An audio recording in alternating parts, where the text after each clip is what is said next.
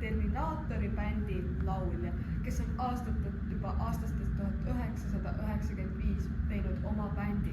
Ning tere, Jaagup, räägi natukene endast, et kuidas sul läheb ja kes üldse oled, et võib-olla tänapäeva noored ei teagi sinust üldse midagi?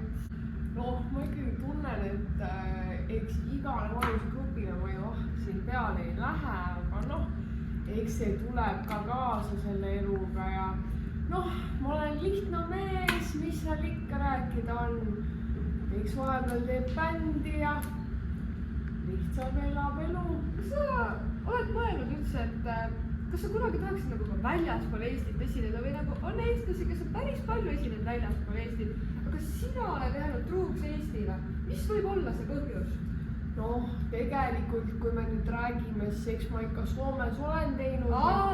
Okei, ma tõesti pean, anna andeks mees nagu, et ma ei teadnud seda tõesti, ma nagu väga vabandan. Jah, aga noh, eks mina ikkagi olen rohkem, mina teen ikkagi muusikat Eesti inimestele, onju. Ja ma võib-olla püüangi rohkem seda Eesti gruppi ja ma ei taha võib-olla nii väga minna sinna välismaale.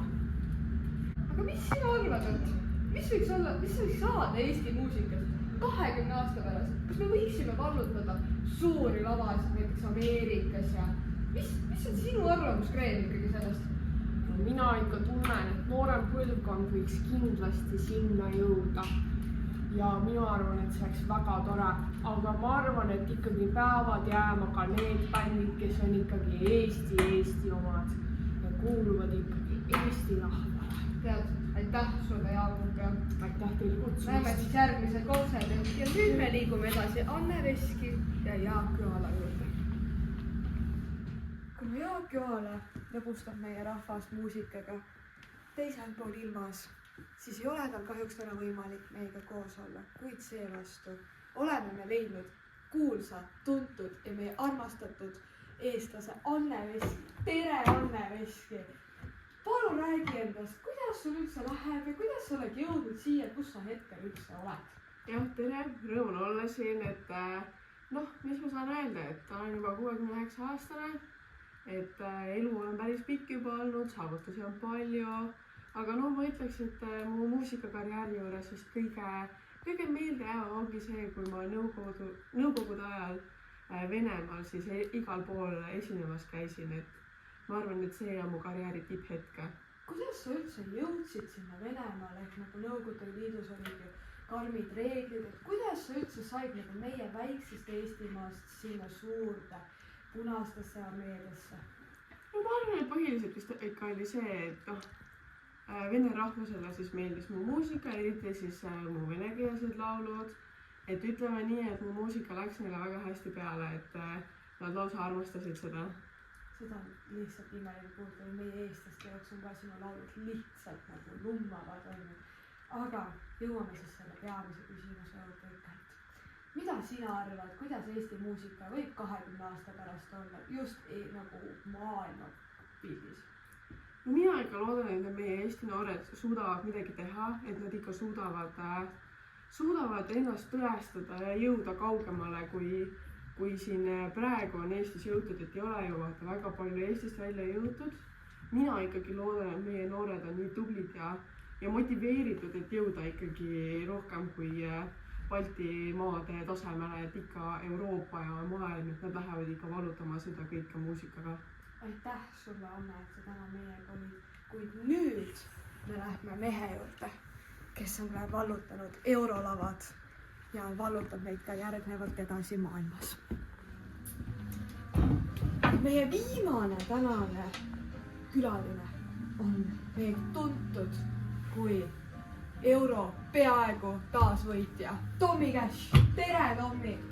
Kuidas siis tutvusta ennast üldse nagu Eesti rahvale, kes sa selline oled ja mida sa teed ja kuidas sul läheb üldse ja...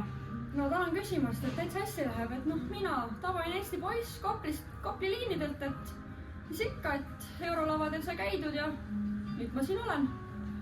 Aga sa oled nagu üks nendest eestlastest, kes on saanud oma maailmatuurid, seda Eestis väga harva esinemas. Kuidas sa oled saavutanud selle üldse, et sa saad käia igal pool? Sul on sõpru üle kogu maailma.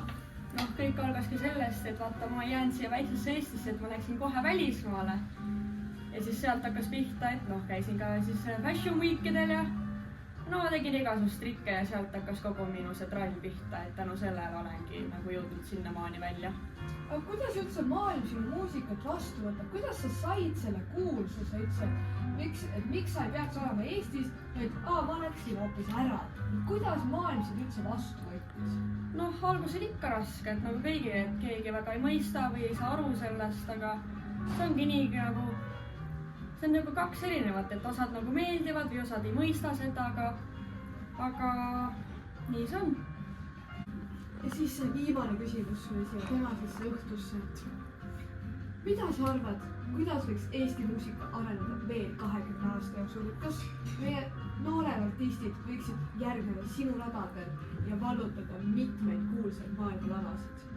Eks ikka muidugi, et peab olema lihtsalt seda initsiatiivi ja motivatsiooni, et jõuda sinna, et peabki tegema selle suure sammu, et minna näiteks ka välismaale või teha midagi täiesti teistsugust, et see internetis plahvatab ja sealt võib hakata kogu teekond. Aga ma arvan, et ikka eks Eesti muusika areneb edasi ja 20 aasta pärast võib näha palju huvitavaid asju. Tead, aitäh sulle ikka sularaha, et ikka täna siis siin tulid ja siis sellega me lõpetamegi oma imelised vestlused tänapäeva Eesti kuulsustega. Ma loodan, et te nautisite igat seda hetke ja saite teada uusi teadmisi. Ilusat õhtut teile!